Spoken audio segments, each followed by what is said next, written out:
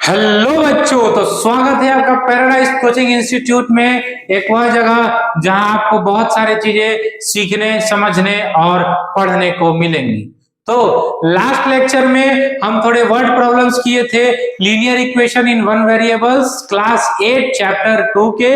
आज उसी को कंटिन्यू करेंगे, कुछ सवाल और करेंगे, थोड़ा ऊट पटांग, थोड़ा चटपटा, थोड़ा टेढ़े मेढ़े टाइप का, ताकि हमें आगे कोई प्रॉब्लम ना हो, किसी भी तरह का सवाल आए आप फोड़ दे। तो स्टार्ट करते हैं क्वेश्चंस के साथ। फिर से मेरा डिस्क्लेमर है, इस वीडियो में अगर आपको क्वेश्चन पढ़ने से तुरंत क्लिक नहीं करेगा कि क्या करना है, तो पेन और पेपर को छोड़ दीजिए, सरेंडर कर दीजिए इस तरह से, हैंड को लॉक कर लीजिए और फुल कंसंट्रेट से देखिए कि हम कैसे बता रहे हैं। और एक और आपको बात बता दे रहे हैं, पढ़ाई करने का कुछ तरीका होता है। लेक्चर में ये नहीं कि कहीं बैठ के देख रहे हैं, आप एकदम शांत माहौल होना चाहिए, एक टेबल एक चेयर होना चाहिए।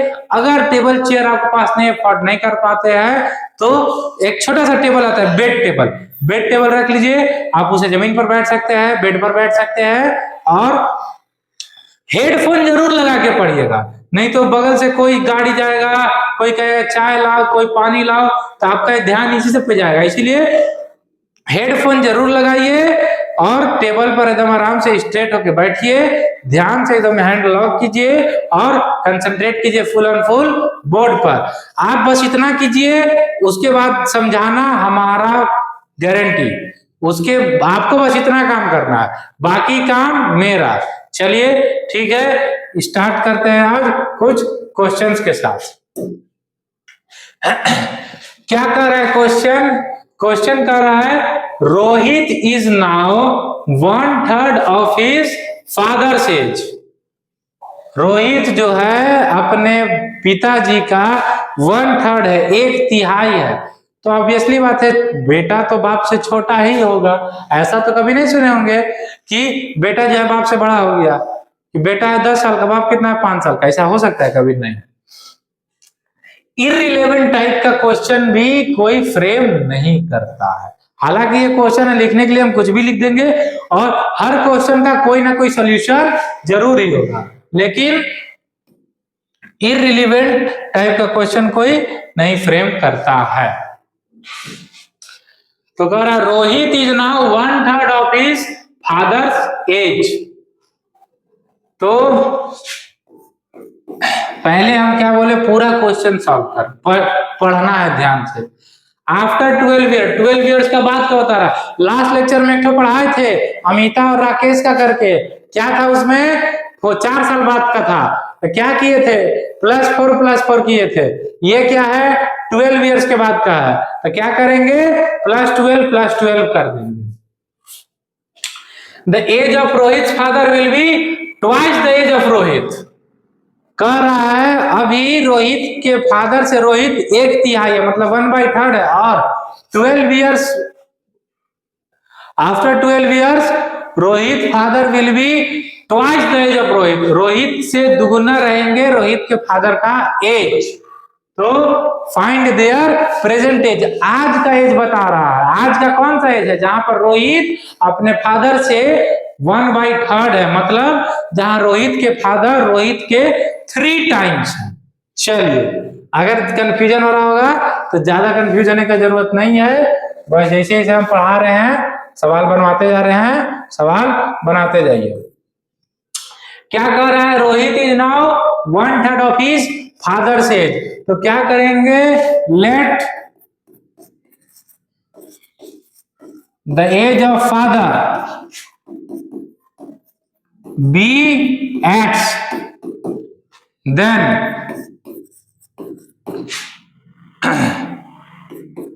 एज ऑफ रोहित इज कितना हो जाएगा? 1/3 ऑफ हिज फादर, मतलब 1/3 ऑफ एक्स। अच्छा, पिछले टाइम्स, टाइम्स मतलब मल्टीप्लाई और ऑफ मतलब भी मल्टीप्लाई। तो 1/3 ऑफ एक्स मतलब 1/3 इंटू एक्स, मतलब x/3। कोई प्रॉब्लम? कोई प्रॉब्लम नहीं है सर। रोहित के फादर का एज x है, रोहित उसका 1/3 है, मतलब x बाई 3 हो गया। After 12 year the age of Rohit father will be twice the age of Rohit. क्या करना है अकॉर्डिंग टू क्वेश्चन, क्वेश्चन क्या बोल रहा है, आफ्टर 12 ईयर्स, 12 ईयर्स बाद फादर का एज कितना हो जाएगा सर, फादर का एज अभी x है तो 12 साल बाद x प्लस 12 हो जाएगा। रोहित का एज कितना है x बाई 3, तो सर रोहित का भी एज x बाई 3 प्लस 12 हो जाएगा। कोई प्रॉब्लम सर, कोई प्रॉब्लम नहीं। लेकिन क्या कर रहा है, the age of Rohit father will be twice the age of Rohit. Rohit के दुगुना है उसके बाप का एज, तो ऑब्वियसली है कि बाप तो बड़ा ही होगा। ट्वाइस मतलब 2 से मल्टीप्लाई करना है, तो 2 से सर किधर वाले को मल्टीप्लाई करेंगे, रोहित के एज को मल्टीप्लाई करेंगे। हम क्या बोले थे, छोटा वाला में ही एडिशन और मल्टीप्लीकेशन होता है, अब बड़ा वाला में सब्सट्रैक्शन और डिवीजन होता है। तो रोहित का एज कौन सा है, रोहित का एज है x बाई 3, तो 12 साल बाद रोहित का एज हो जाएगा x by 3 plus 12।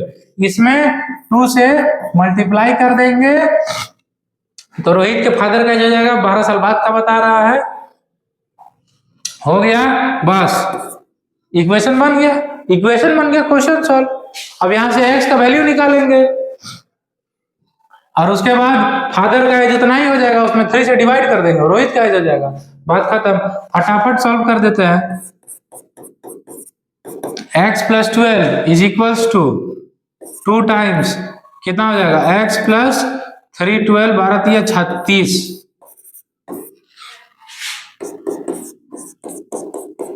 x plus 12 equals to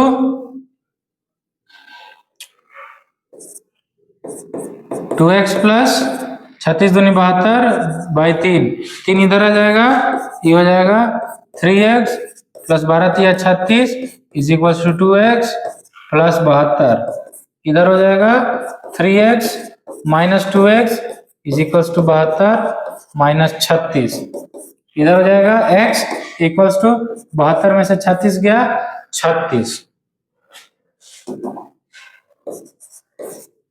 मतलब x का वैल्यू 36 है। x क्या था सर, x था रोहित के फादर का प्रेजेंट एज, तो बोल रहा था कि रोहित के फादर और रोहित का प्रेजेंट एज निकालना है, तो रोहित के फादर का प्रेजेंट एज तो निकल गया 36, तो रोहित का कितना हो जाएगा 36 बाई 3 मतलब 12। लिखेंगे the age of father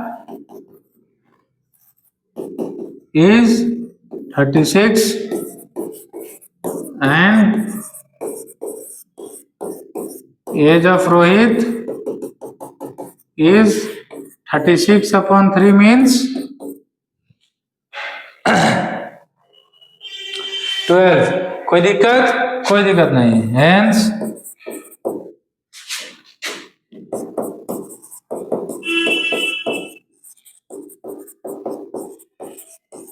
their present age are 36 and 12। कोई प्रॉब्लम सर, इतना एक्सप्लेन किए हैं तब तो कोई प्रॉब्लम नहीं रहना चाहिए। ठीक है, नेक्स्ट क्वेश्चन की तरफ चलते हैं। नेक्स्ट क्वेश्चन क्या कहता है, नेक्स्ट क्वेश्चन कहता है sum of digits of a 2 digit number is 10। 2 digit number मतलब क्या होता है, वह नंबर जो 2 डिजिट से, मतलब देखिए 0 1 2, ये 0 to 9 हो जाता है सिंगल डिजिट नंबर।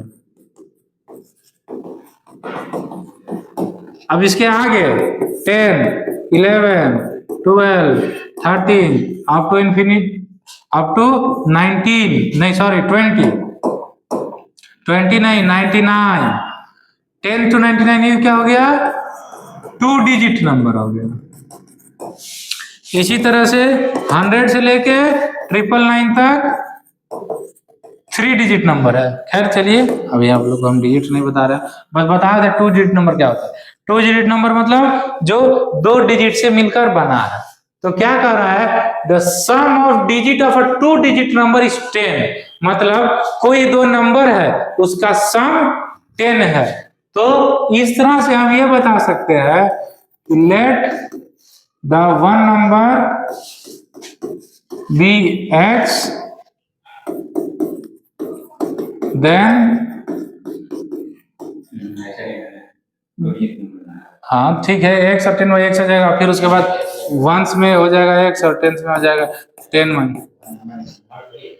हाँ 1 डिजिट, हाँ ठीक।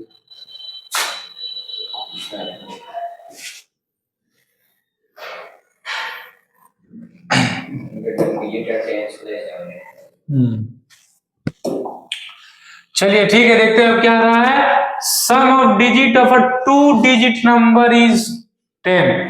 2 डिजिट नंबर मतलब क्या होता है कि कोई एक नंबर जो 2 डिजिट से मिलकर बना है, मतलब उसमें 2 आएगा, वंस प्लेस और टेंस प्लेस।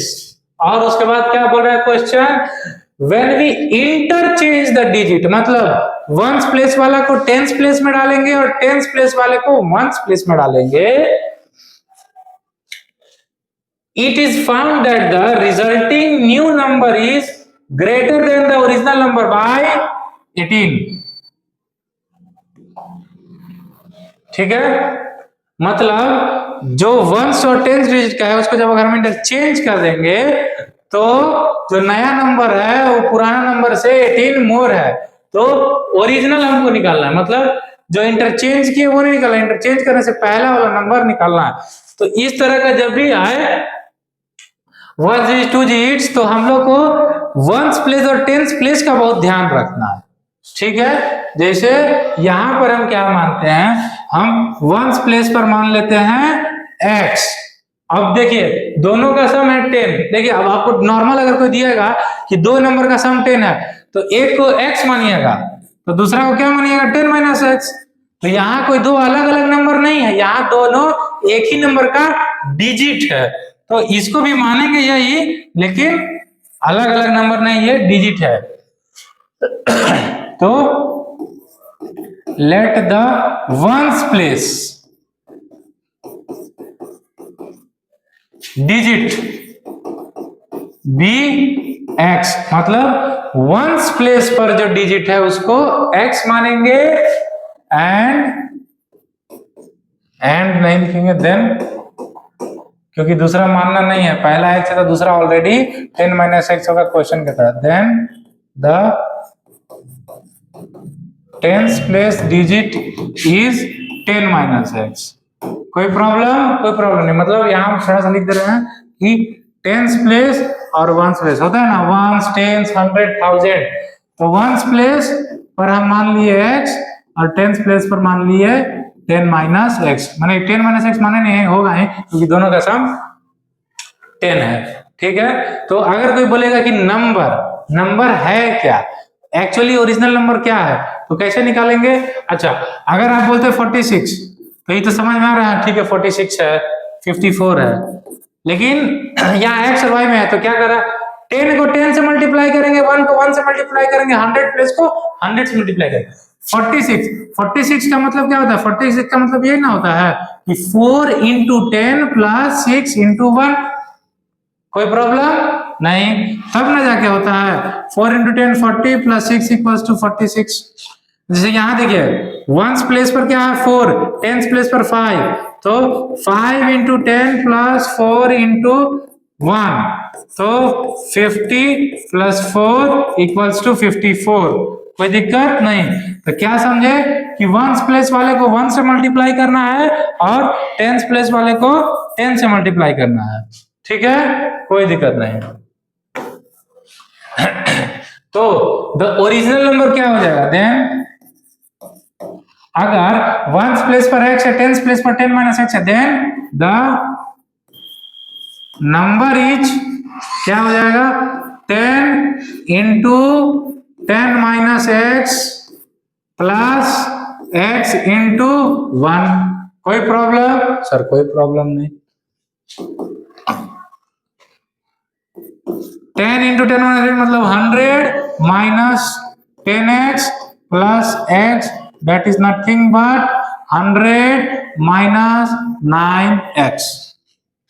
ठीक है, ओरिजिनल नंबर हो गया 100 माइनस 9x। अब देखिए, अब आगे क्या बोल रहा है, when we interchange the digit, मतलब अब इंटरचेंज कर दिए। देखिए आपको बता रहा है इंटरचेंज कर दिए, वंस के प्लेस पर टेंस के प्लेस पे डाल दिए और टेंस के प्लेस पर वंस प्लेस के डाल दिए। मतलब अब टेंस प्लेस में आफ्टर इंटरचेंज टेंस प्लेस में हो जाएगा x और वंस प्लेस में हो जाएगा 10 माइनस x। कोई प्रॉब्लम? टेंस प्लेस में हो जाएगा x और वंस प्लेस में हो जाएगा 10 माइनस x।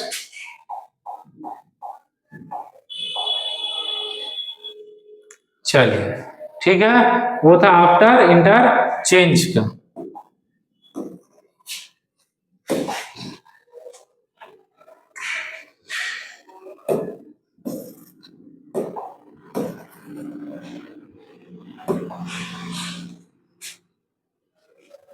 अब देखिए आफ्टर इंटरचेंज,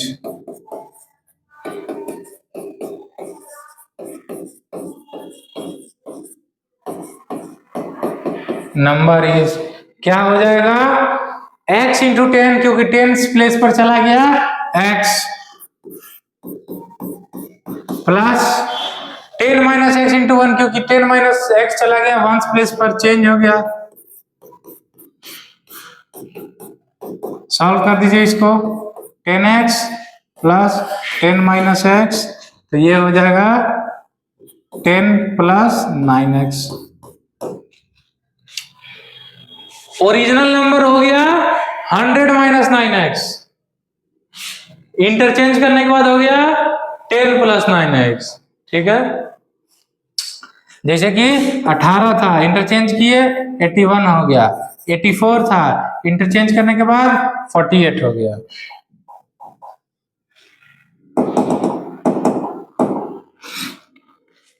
अब देखते हैं क्वेश्चन, इक्वेशन बनाने के लिए क्वेश्चन को पढ़ेंगे कि आफ्टर व्हेन वी इंटरचेंज करने के बाद इट इज फाउंड, इंटरचेंज करने के बाद क्या होता है, it is found that the resulting number is greater than the original number. मतलब जो रिजल्टिंग नंबर है ये वाला 10 प्लस 9x वो पुराना नंबर से ग्रेटर है।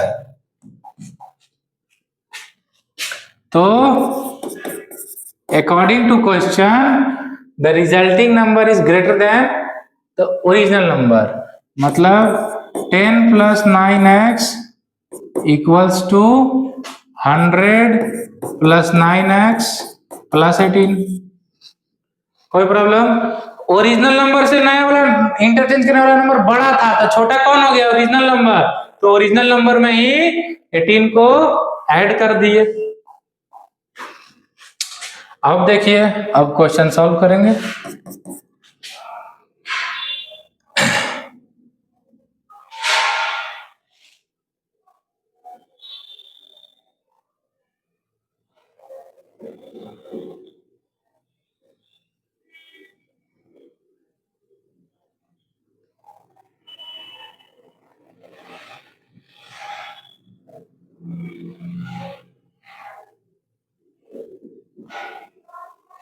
सर ये वीडियो इस टाइम पे देखिए, थोड़ा रुकिएगा, कुछ गड़बड़ाया है तो 9x कटिए जाएगा।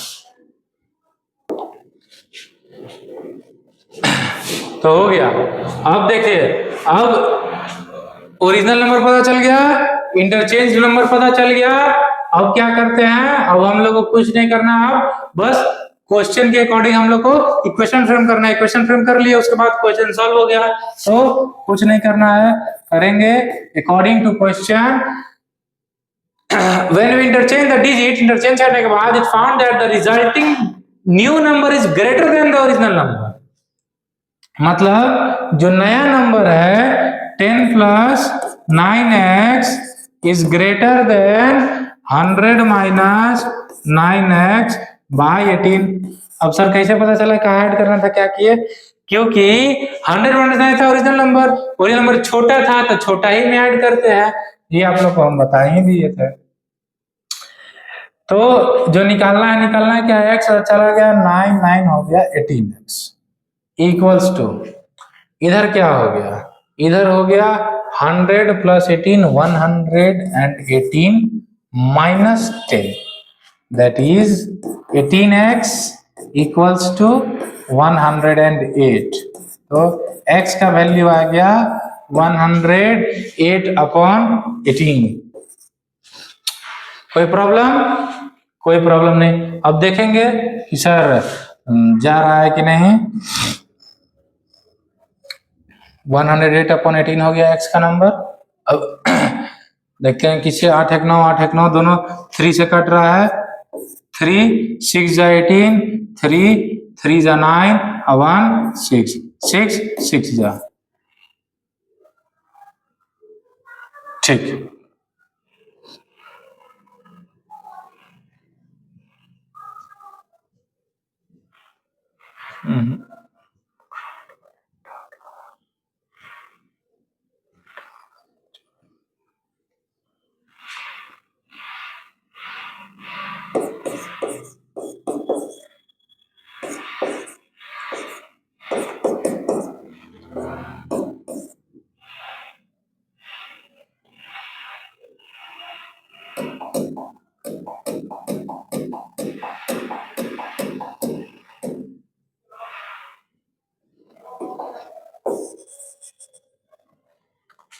तो x का वैल्यू हो गया 6। कोई प्रॉब्लम? कोई प्रॉब्लम नहीं। x का वैल्यू 6 आ गया। अब हम लोग बस पुट कर देंगे। ओरिजिनल नंबर क्या बोल रहा है? Find the original number. Original number कितना हो जाएगा? 100 माइनस 9x। x का वैल्यू हमें पता चल ही गया, लिख देंगे therefore the number is 100 minus 9 into 6। 100 minus 9 6 जा 54 मतलब 46। 46 is the original number। Original number निकालने का हम x के बाद ये भी कर सकते थे, इसमें पुट कर दिए। एक और चीज कर सकते थे, क्या? Very simple. हमको पता है वंस प्लेस पर x आएगा, टेंस प्लेस पर 10 माइनस x आएगा। तो फिर एक और तरीका था, लिख देते थे हेंस द नंबर इज। कैसे निकाले sir? Ones place tens place, colour change कर दे रहे हैं। Ones place tens place. Once place पर क्या है? वंस प्लेस पर x है, 6 पुट कर दिए। टेंस प्लेस पर क्या है? टेंस प्लेस पर 10 माइनस x है, 10 माइनस 6 4 हो गया। देखिए 46 नंबर है कि नहीं आपका? हो गया? कोई दिक्कत? कोई दिक्कत नहीं। क्या हम बताए? x निकालने के बाद हम दो तरीका से ओरिजिनल नंबर निकाल सकते थे। पहला ओरिजिनल नंबर जो हम निकाले इक्वेशन से 100 माइनस 9x, ये कर सकते थे। दूसरा कि बस वंस डिजिट पर x पुट कर दिए, टेंस डिजिट पर 10 माइनस x पुट कर दिए, बात खत्म। ठीक है, फिर चलते हैं नेक्स्ट क्वेश्चन की ओर। नेक्स्ट क्वेश्चन क्या कर रहा है? नेक्स्ट क्वेश्चन बहुत आसान है। नेक्स्ट क्वेश्चन कह रहा है Maria has a total of ₹1040 as a currency notes। Note है उसके पास, सिर्फ चिल्लर उल्लर नहीं है, बैंक में नोट ऑफ डिनोमिनेशन 10 20 एंड 50, मतलब 10 20 और 50 का नोट है, जो कुल मिला के उसके पास उसका वर्थ हो रहा है 1040। The ratio of the number of 10 notes and 20 notes is 2:5। 10 upon 20 notes का उसके पास रेशियो जो है 2:5 है। If she has a total of 30 notes, अगर उसके पास टोटल 30 नोट है, then how many notes each denomination she has. अगर टोटल का सम 1040 है और सिर्फ 10 20 और 50 का नोट है, 10 और 20 का रेशियो 2:5 दिया हुआ है, टोटल उसके पास जो नोट्स है काउंट करने पर 30 आ रहा है, तो फिर आपको बताना है कि 10 रुपया का कितना नोट है, 20 रुपया का कितना नोट है और 50 रुपया का कितना नोट है। वेरी सिंपल, देखिए कैसे इसको बनाया जाए। क्वेश्चन समझ में आ गया ना जी? कमेंट में बताइए। कमेंट में आप लोग इतना जरूर बताइएगा कि आप लोगों को सॉल्यूशन सारा समझ में आ रहा है कि नहीं आ रहा है, और खास करके वर्ड प्रॉब्लम में कि क्वेश्चन का एक्सप्लेनेशन ठीक से हो जा रहा है कि नहीं। क्वेश्चन अगर नहीं ठीक से समझ में आएगा तो आंसर इसमें कभी नहीं आ सकता। इसलिए कमेंट में जरूर बताइएगा कि क्वेश्चन ठीक से समझ में आ रहा है कि नहीं। अब देखिए सबसे पहले क्या दिया हुआ है, the ratio of the number of ₹10 notes and 20 notes is 2:5। तो मान लेते हैं late number of ₹10 notes, let number of ₹10 notes be 2x and number of ₹20 notes be 5x। क्यों मान लिया सर 2x और 5x? क्योंकि 2:5 रेशियो दिया हुआ था। अब दूसरा चीज क्या कह रहा है, if she has a total of 30 notes, उसके पास कुल मिला के 30 नोट्स ही है। तो अगर 30 नोट है उसमें से कुछ 10 का है कुछ 20 का है, तो जो बच गया वो कितना का हो गया, 50 का हो। Therefore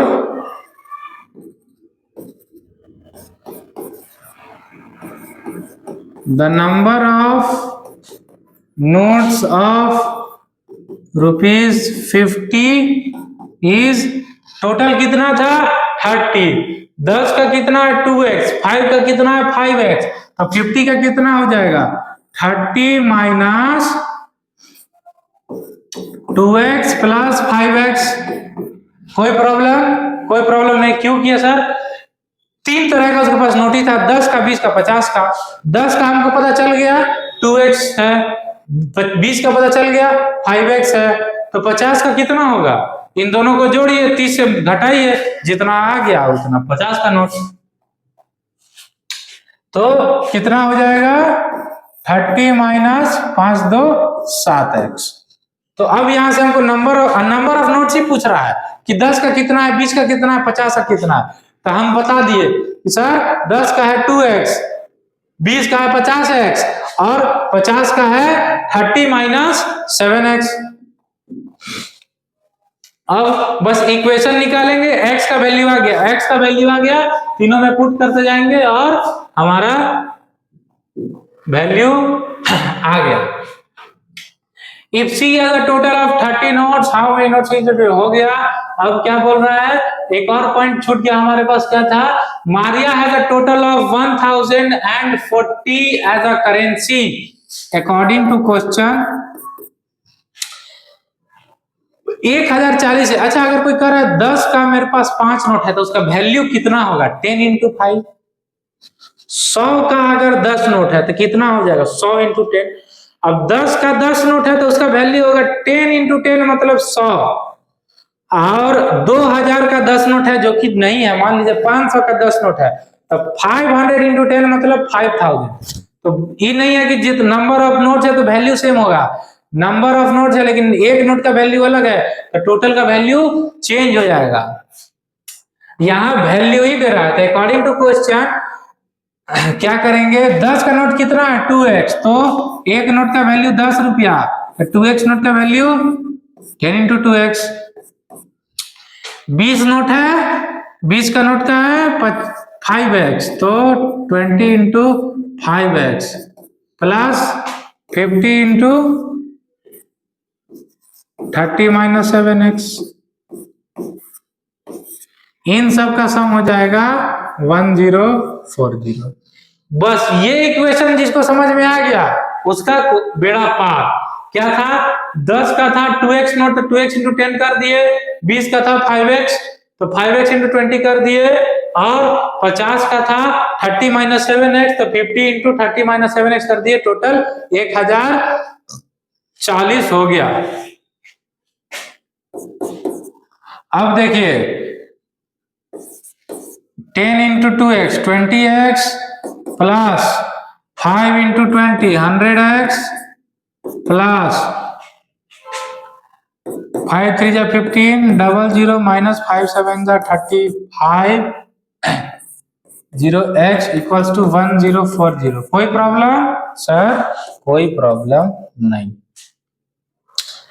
इधर हो जाएगा 120x minus 350x equals to 1040 minus 1500। 120x minus 350 में से 120 चला गया तो 3 में से 1 गया 2, 5 में से 2 गया 3, 0 230x minus 230x equals to इधर हो गया माइनस 460, 5 में 460 माइनस माइनस चला गया, x का वैल्यू 460 अपॉन 230। क्लियर दिख रहा है? 2 टाइम्स में x का वैल्यू हो गया 2। कोई प्रॉब्लम? कोई प्रॉब्लम नहीं। अब x का वैल्यू 2 आ गया तो 10 का कितना होगा? 10 का यहीं लिख देते हैं हम। 10 का कितना हो जाएगा सर? 2 इंटू 2 मतलब 10 का हो जाएगा 4 नोट। 20 का कितना होगा सर? 20 का हो जाएगा 5 इंटू 2 मतलब 10 नोट। 50 का कितना हो जाएगा सर? 50 का हो जाएगा 30 माइनस 2 था 7 दूनी 14 मतलब 16 नोट्स। कोई प्रॉब्लम? कोई प्रॉब्लम नहीं। हैंस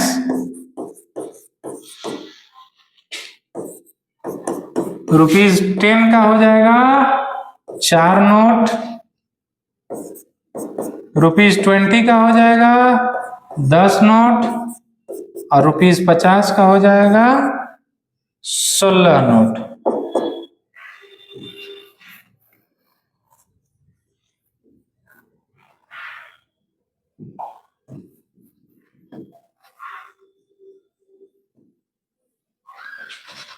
ये हो गया आपका आंसर।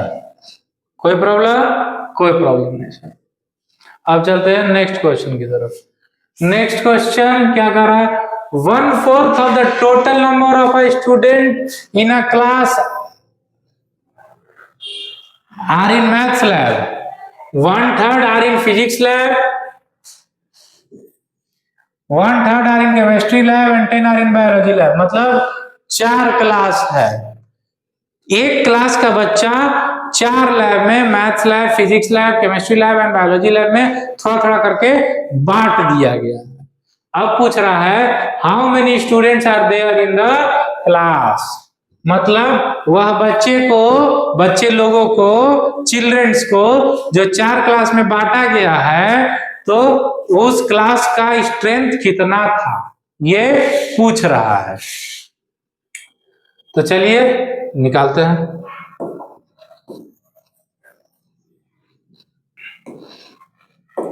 क्या बोल रहा है निकालने को? बता रहा है find how many students are there in the class, मतलब टोटल नंबर ऑफ स्टूडेंट पूछ रहा है। तो क्या करेंगे? टोटल नंबर ऑफ स्टूडेंट को x मान लेंगे। लेट द नंबर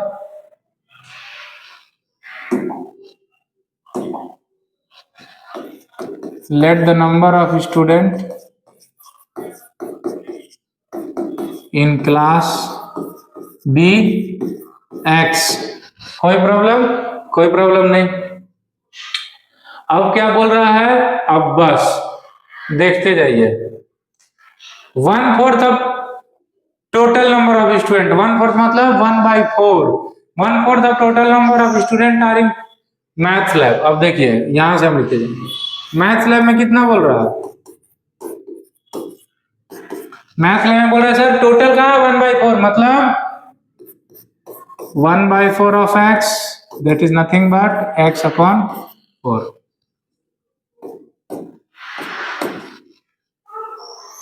दूसरा क्या है? Physics lab.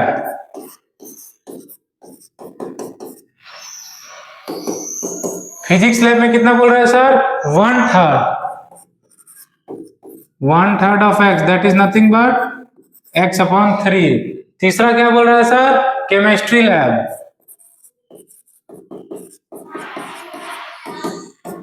केमिस्ट्री लैब में केमिस्ट्री लैब में कितना है सर 1/6, 1/6 मतलब 1/6 of x, that is nothing but x/6। Biology lab में कितना सर, बायोलॉजी लैब में तो डायरेक्ट डेटा दे दिया, बायोलॉजी लैब में 10 स्टूडेंट्स है, कोई प्रॉब्लम नहीं होना चाहिए। तो ये हमको पता है कि x को ही 4 पार्ट में डिवाइड किया गया, मतलब टोटल को जोड़ेंगे तो x होना चाहिए। 10 बच्चा है, 2 बच्चा को 1 में डाल दिए, 3 बच्चा को 1 में डाल दिए, 4 बच्चा को 1 में डाल दिए, 1 बच्चा को 1 में डाल दिए, तो चारों का जब जोड़ेंगे तो 10 ही ना होगा। बस वही यहां पर मूल मंत्र है। According to question x/4 plus x/3 plus x/6 plus 10 equals to x। LCM ले लिए, 4, 6 और 3 का एलसीएम होगा 12, 4 से 3 टाइम्स में तो 3x, 3 से 4 टाइम्स में, 4x 6 से 2 टाइम्स में तो 2x, 10 से 120 बार में, और यहां चल जाएगा x। कोई दिक्कत नहीं सर। यहां हो जाएगा 4, 3, 7, 8, 9, 9x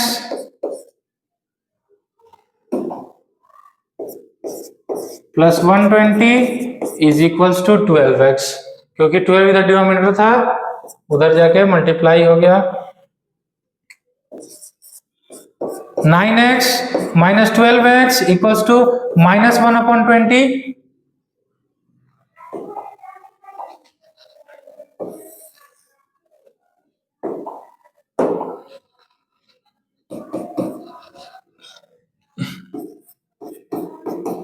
(9x minus 12x is equals to -120 minus 3x equals to -120 minus gone, x equals to 120/3 means 40। x का वैल्यू आ गया 40। Hence x क्या था, total number of students, hence how many students are there in the class, hence there are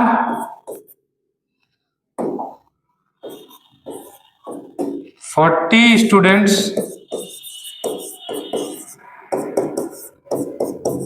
in the class।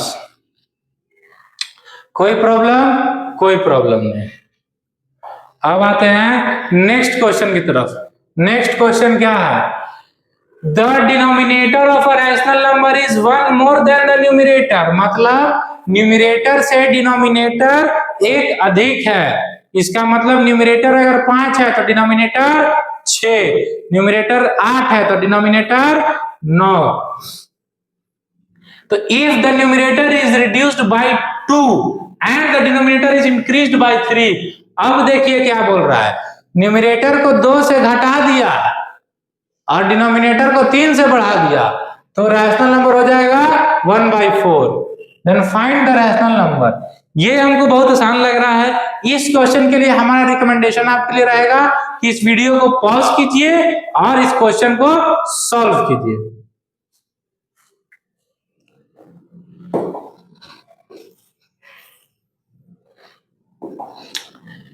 उम्मीद करते हैं कि आप लोग से यह सवाल बन गया होगा। अब आंसर मिलाइए। Let the numerator be x। अब न्यूमरेटर क्यों लिए सर, बोल तो रहा था रैशनल नंबर निकालने के लिए, आप रैशनल नंबर को ना x मानते हैं। रैशनल नंबर क्या होता है बाबू बताओ तो, रैशनल नंबर होता है p/q के फॉर्म में, जहां पर q 0 नहीं होना चाहिए। तो हम p/q के फॉर्म में p को अलग मान रहे हैं और q को अलग मान रहे हैं, ताकि क्वेश्चन सॉल्व करने में आसानी हो। समझ गए? इसलिए हम न्यूमरेटर और डिनोमिनेटर को माना है, क्योंकि यहां पर से अगर बोलता कि रैशनल नंबर में से 5 घटाया और फिर रैशनल नंबर में 4 बढ़ाया, तब हम यहाँ रैशनल नंबर को मानते हैं। लेकिन यहाँ पर न्यूमरेटर और डिनोमिनेटर के साथ खेल रहा है, एक किसी से बन जाता है, न्यूमरेटर में 2 जोड़ दिया, डिनोमिनेटर में 3 घटा दिया, तो इसलिए हम सेपरेटली ले रहे हैं। Let the numerator be x, then the denominator is, क्या करें, denominator of rational number is 1 more than the numerator, मतलब न्यूमरेटर अगर x है तो डिनोमिनेटर हो जाएगा x प्लस 1। डिनोमिनेटर क्या है, न्यूमरेटर से 1 अधिक है। क्या बोल रहा है, denominator is 1 more than the numerator, तो न्यूमरेटर अगर x है तो डिनोमिनेटर हो जाएगा x प्लस 1। ठीक है, if the numerator is reduced by 2, now कह रहा है न्यूमरेटर 2 से घट गया, नाउ न्यूमरेटर इज हो गया x माइनस 2 एंड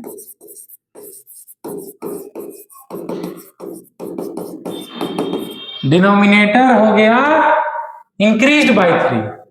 डिनोमिनेटर पहले से क्या था, x प्लस 1 था, इसमें 3 जोड़ दिया तो क्या हो जाएगा x प्लस 4। ठीक है, the rational number is reduce to 1/4, मतलब पहले रैशनल नंबर क्या था, पहले रैशनल नंबर था x अपॉन x प्लस 1। कुछ कुछ किया, न्यूमरेटर में 2 घटा दिया, डिनोमिनेटर में 4 जोड़ दिया, तब रैशनल नंबर क्या हो गया, ऐसे होना चाहिए x minus 2 upon x plus 4। कह रहा है कि यहां से घट के आ गया 1/4 पर, तो बस यहां से हमको इक्वेशन पकड़ा गया।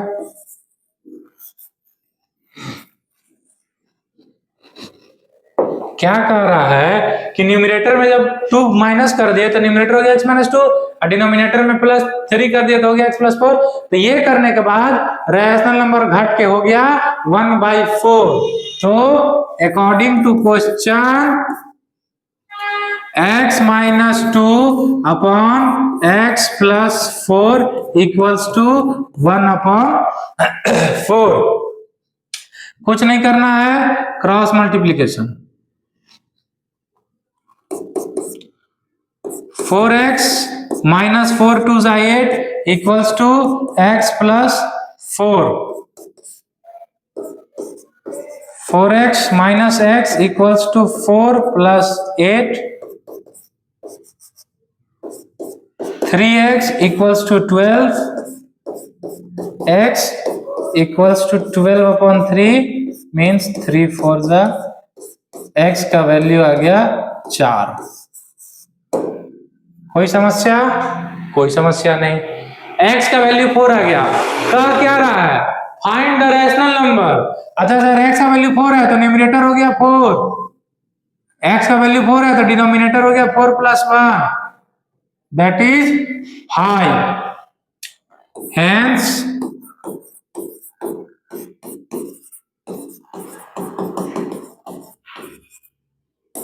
the rational number is nothing but only 4/5.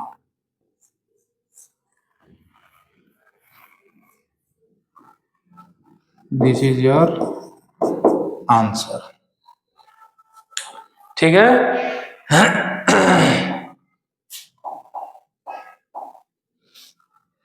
Clear. आइए आज का लास्ट क्वेश्चन को ट्राई करते हैं। ये थोड़ा सा ट्रिकी सवाल है, आप लोग देखे होंगे हम मेजॉरिटी जितना क्वेश्चन लाए हैं सब अलग अलग टाइप का है, ये थोड़ा सा ट्रिकी है। यहाँ हल्का परसेंटेज का यूज हो रहा है, तो परसेंटेज देख के बिल्कुल नहीं घबराना है। क्या हम बोले कि कोई भूत नहीं है कैसे भग देना करके आ जाएगा आपके पास, कोई भूत नहीं है। मैथ बस पढ़ने और समझ के प्रैक्टिस करने का चीज है, ठीक है। देखते हैं क्वेश्चन बोल क्या रहा है। क्वेश्चन बोल रहा है the sum of 2 number is 3000। Sir इसमें क्या है, सम ऑफ 2 नंबर इज 3000, अभी हम बना देंगे, चलिए बनाते हैं। लेट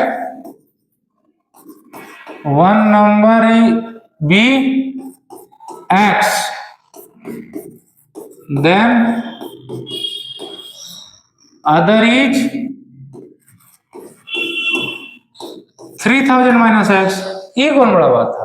ये तो हम कब से बना रहे हैं। दो नंबर का सम अगर 3000 है, एक का वैल्यू x है तो दूसरा का वैल्यू 3000 माइनस एक्स।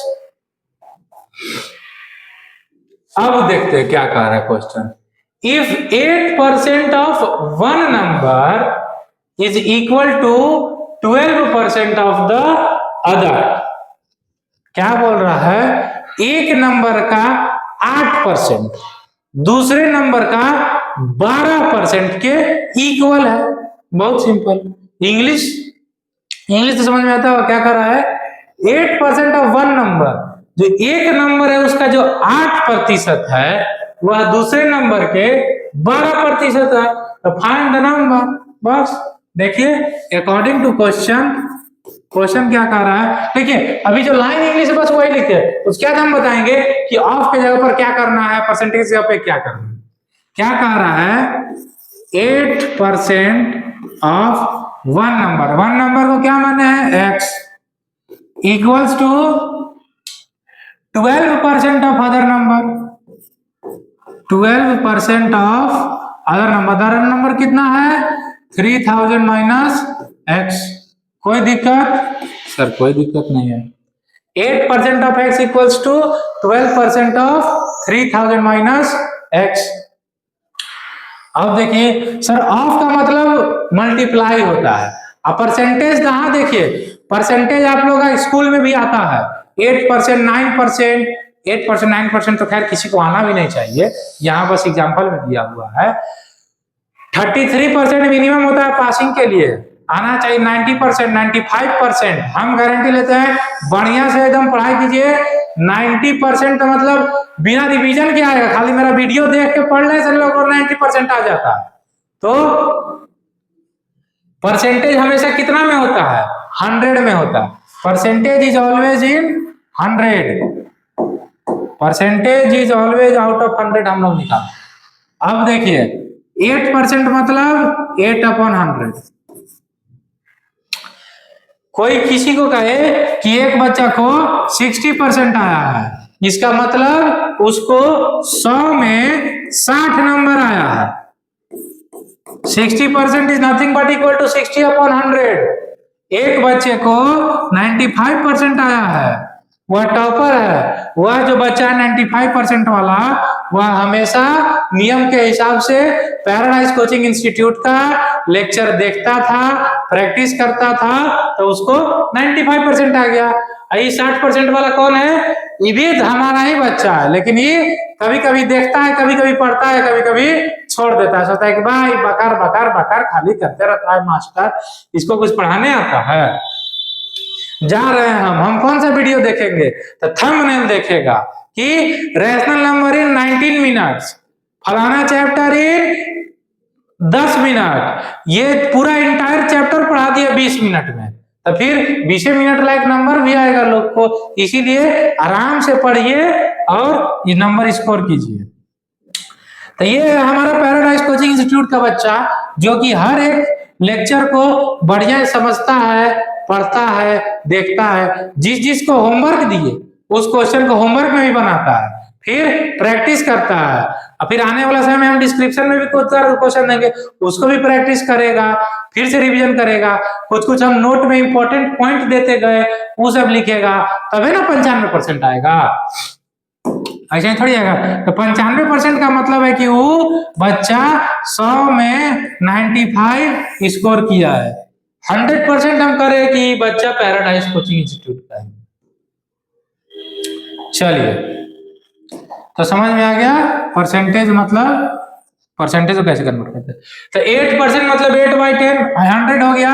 ऑफ का मतलब सर मल्टीप्लाई होता है, और x इक्वल्स टू 12% बोले तो 12/100 हो गया। ऑफ का मतलब सर मल्टीप्लाई होता है, एंड 3000 माइनस x हो गया। अब देखिए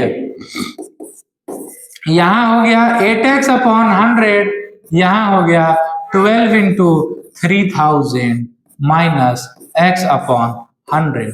दोनों तरफ डिनोमिनेटर 100 था, इसलिए कट कर दिए। यहाँ 8x, यहाँ 12x, 4 2 जा 4 3 जा, आंसर आता है 2x equals to 3 into 3000 minus x। इसको फर्दर हम सॉल्व करेंगे। 2x इक्वल्स टू 3 इंटू 3000 हो जाएगा 9000 माइनस 3x। 3x माइनस में था, इधर आके पॉजिटिव हो जाएगा। 2x प्लस 3x हो जाएगा 5x इक्वल्स टू 9000। देख रहे आप लोग, नहीं समझ रहे होंगे, इतना बोल रहे, चिल्ला रहे, चिल्लाते चिल्लाते गला बच जा रहा है। आप ही लोग खाली समझाने के लिए, और आप लोग अगर इसको एंटरटेनमेंट की तरह देखिएगा तो कैसे काम चलेगा। अब बिल्कुल फ्री ऑफ कॉस्ट पढ़ा रहे हैं, कोई पैसा भी नहीं ले रहे हैं। ये नहीं कि वो बैच है इसलिए इतना मेहनत से सीरियल बाय सीरियल चैप्टर पढ़ा रहे हैं, उसका क्वेश्चन करा रहे हैं, एग्जाम्पल करा रहे हैं, एनसीईआरटी का भी कुछ सॉल्व करा रहे हैं। फिर दूसरा चैप्टर उठा ही नहीं कि पहला रेशनल नंबर पढ़ा दिए, फिर कोई और चैप्टर पढ़ा दिए। एकदम सीरियल बाय सीरियल चल रहा है, पैटर्न से चल रहे हैं। क्वेश्चन के डिफिकल्टी लेवल को भी पहले इजी, फिर मीडियम, फिर हार्ड, हर तरह के क्वेश्चन बता रहे हैं। बताइए क्या ये कोई पेड बैच है? पेड बैच में भी इतना कोई नहीं करा रहा है। हम फ्री ऑफ कॉस्ट आप कर रहे हैं, आपको क्या करना है, खाली बैठ के देखना। क्यों? आपके लिए, क्योंकि हर बच्चा उतना कैपेबल नहीं होता है कि पेड। हाँ, हमारा ऑफलाइन क्लास भी चलता है। पटना में बरहमपुर बाजार है, कनिशाबाद के तरफ है, उधर हमारा ऑफलाइन बैच भी चलता है, वहां भी बहुत सारे बच्चे आते हैं। तो ठीक है, जो ऑफलाइन जो पॉसिबल है, जो आता है, जो नहीं आता है उसको भी तो पढ़ना है, तो उसी लोग के लिए हम यहाँ वीडियो बनाते हैं। अब देखिए 5x का वैल्यू हो गया 9000, x का वैल्यू हो गया 9000 अपॉन 5 से कटेगा, हाँ सर 5 से बन जा 5 जा। अब ये 4 बज गया 40, 8 बन 1800। सर x का वैल्यू हो गया 1800, ठीक है कोई बात नहीं। x का वैल्यू 100, x क्या था, 1 नंबर था, अदर नंबर क्या है 3000 minus x। Therefore the one number is 1800 and the other one is 3000 minus 1800, क्या हो जाएगा 1200। कोई दिक्कत? कोई दिक्कत नहीं। Hence क्या बोला था, find the numbers, the numbers are 1800 and 1200। ये आपका आंसर हो गया। कोई प्रॉब्लम? कोई प्रॉब्लम नहीं। अब इसके साथ देखते हैं, अब हमारा कंप्लीट हुआ। हमारी तरफ से जितना भी डिफिकल्टी लेवल का वर्ड प्रॉब्लम का क्वेश्चन था इसमें हम करा दिए। आने वाले लेक्चर में और अगर मुझे क्वेश्चन मिलेगा, कुछ नया क्वेश्चन, कुछ डिफिकल्टी लेवल या फिर कुछ स्टैंडर्ड क्वेश्चंस, तो हम लाएंगे। अगर आपके नजर में भी कुछ वैसा क्वेश्चन है जो आपसे नहीं सॉल्व हो पा रहा है, जरूर कमेंट में कीजिए। हमारा मेल आईडी भी अबाउट में दिया हुआ है, उस पर आप लोग मेल भी कर सकते हैं। तो ठीक है, इसी के साथ आज के लेक्चर को वाइंड अप करते हैं। तो वाइंड अप करने का तरीका हमारा क्या था, सर चाहे पढ़ाइए कुछ भी, सम अप दीजिए जरूर।